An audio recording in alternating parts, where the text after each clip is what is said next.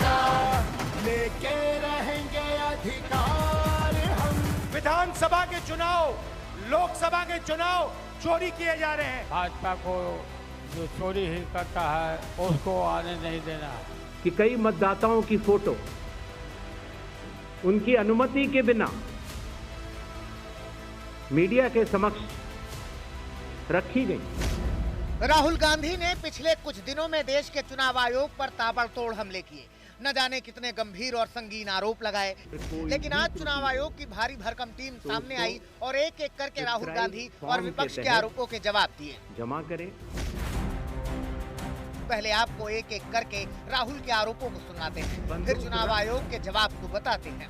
7 अगस्त को राहुल गांधी ने voter list में गड़बड़ी पर 1 घंटे 11 मिनट तक 22 पेज का प्रेजेंटेशन दिया। राहुल ने स्क्रीन पर कर्नाटक की वोटर लिस्ट दिखाते हुए कहा कि वोटर लिस्ट में संदिग्ध वोटर मौजूद है। राहुल गांधी ने कहा कि महाराष्ट्र के नतीजे देखने के बाद हमारा शक पुख्ता हुआ कि चुनाव में चोरी हुई है। चुनाव आयोग ने राहुल गांधी के आरोप के 10 दिन बाद हर सवाल का जवाब दिया। लोकसभा की सीट कर्नाटक में बीजेपी जीती। हमने ये प्रेस कॉन्फ्रेंस में कहा, इलेक्शन कमीशन ने मुझसे एफिडेविट मांगा और किसी से एफिडेविट नहीं मांगा। कुछ दिन पहले बीजेपी के लोग प्रेस कॉन्फ्रेंस करते हैं, उनसे कोई एफिडेविट नहीं मांगा। मैं आपको इस स्टेज से कह रहा हूं कि पूरे हिंदुस्तान में विधानसभा के चुनाव, लोकसभा के चुनाव चोरी किए जा रहे हैं।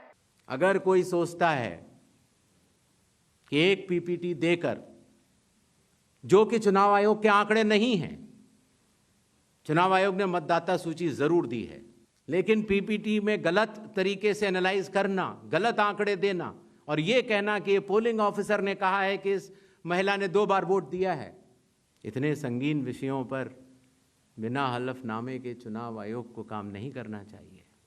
ये संविधान और कानून दोनों से विरुद्ध में होगा। हलफनामा देना होगा या देश से माफी मांगनी होगी, तीसरा विकल्प नहीं है। आज बिहार के सासाराम में वोटर अधिकार रैली के मंच पर राहुल गांधी, तेजस्वी यादव, लालू यादव और मल्लिकार्जुन खड़गे जैसे दिग्गज नेता मौजूद थे और निशाने पर फिर था चुनाव आयोग।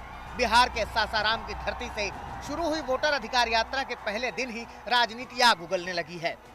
की आखिरी साजिश ये है कि बिहार में एसआईआर करके नए वोटरों को जोड़कर, वोटरों को काटकर ये बिहार का चुनाव चोरी करें। और मैं और हम सब स्टेट से आपको कहने आए हैं कि हम इन्हें ये चुनाव चोरी नहीं करने देंगे। और बिहार की जनता चोरी नहीं करने देगी। क्यों? क्योंकि गरीबों के पास, कमजोर लोगों के पास सिर्फ वोट है और हम वोट चोरी नहीं करने देंगे।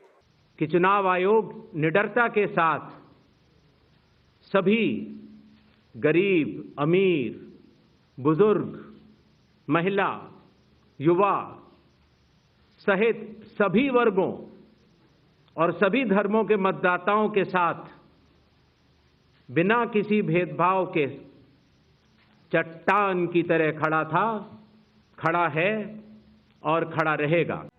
राहुल गरजे, तेजस्वी ने ललकारा और लालू ने बड़ा ऐलान कर दिया। तेजस्वी ने चुनाव आयोग के कंधे पर बंदूक रखकर बीजेपी पर निशाना साधा। भाजपा के लोग जो काम खुद से नहीं करते हैं, वो काम अब इलेक्शन कमीशन को आगे करके वो करवाने का काम कर रहे हैं। मृत लोगों को, जिन्होंने चुनाव आयोग के लोगों ने मृत घोषित किया था, उनके साथ राहुल जी ने चाय पीने का काम किया। आप समझ सकते हैं कि आपके वोट की चोरी नहीं की जा रही है, बल्कि डकैती डाली जा रही है, डकैती डाली जा रही है। विपक्ष के हर सवाल का जवाब चुनाव आयोग तैयार करके लाया था। चुनाव आयोग के लिए न तो कोई विपक्ष है, न तो कोई पक्ष है, सब समकक्ष हैं। चाहे किसी भी राजनीतिक दल का कोई भी हो, चुनाव आयोग अपने संवैधानिक कर्तव्य से पीछे नहीं हटेगा। सवाल उठता है कि क्या सच में वोट चुराए जा रहे हैं या सिर्फ चुनावी नैरेटिव है? क्या राहुल तेजस्वी की जोड़ी फिर से विपक्ष को एकजुट कर पाएगी? सबसे बड़ा सवाल यह भी है कि क्या चुनाव आयोग की साफगोई के बाद विपक्ष के आरोप थम जाएंगे? आरोप लगाने वाले विभिन्न पार्टियों के नेता या तो 7 दिन के अंदर हलफनामा और शपथ पत्र के साथ शपथ लेकर अपने आरोपों के सबूत पेश करें, वरना वो देश की जनता से माफी मांगे, क्योंकि उन्होंने आधारहीन आरोप लगाते हुए देश के वोटरों को फर्जी और जालिक बताया है। निर्वाचन आयोग अब तक तो अपने सूत्रों के हवाले से ये बातें कह रहा था।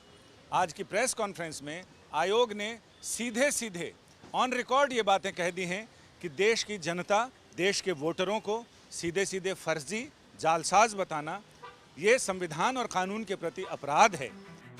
बिहार से उठी ये लड़ाई दिल्ली तक गूंज रही है। अब देखना यह है कि जनता किस पर भरोसा करती है, चुनाव आयोग पर या राहुल तेजस्वी की वोटर अधिकार यात्रा पर। सासाराम से शशि भूषण के साथ संजय शर्मा, दिल्ली आज तक।